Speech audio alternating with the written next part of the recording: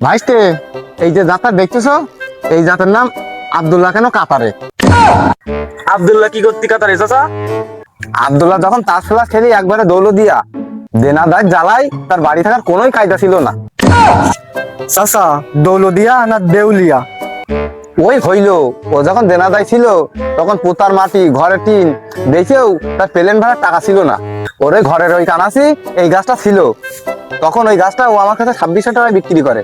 তারপরে ওই গাছটা নিয়ে আমি আমার এখানে লাগাই, আর ও সব টাকা নিয়ে বিমান ভাড়া করেই চলে যায়। তারপর এই গাছটার নাম দেয় আব্দুল্লাহ কেন কাতারে।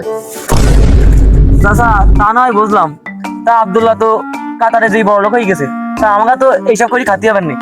তা কত করে নিবা? একবারে 50-60 করে নিয়ে আনি। এই গাছ কিনে একবার আমি আব্দুল্লাহর উপকার করেছি, তোমাকে আর আমি উপকার করতে পারবো না। একবারে 170 করে দিয়ে নে। তোমার কোথাও থাক আমার কোথাও থাক, একবারে 65 করে নিয়ে আনি।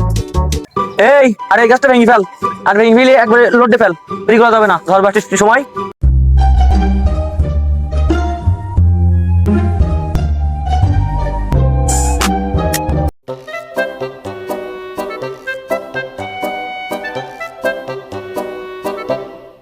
এই যে গাছটা দেখতেছো না, এই গাছটার জাতের নাম দিছি হৃদয়ের মার মাথায় দোষ।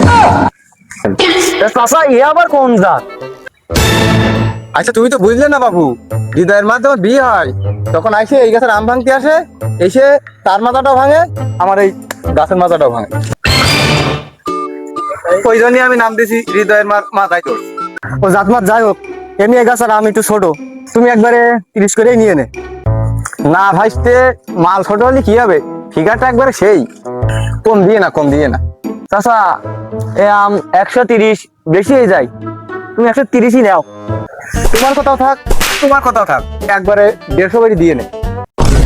চাচা তাহলে আমাদের কথা কি করে থাকলো, ওই একবারে 130 করে নিয়ে নে। এই নে, এটা করে ভেঙে ফেল। তা নাও, চলো অন্য কথা, চলো।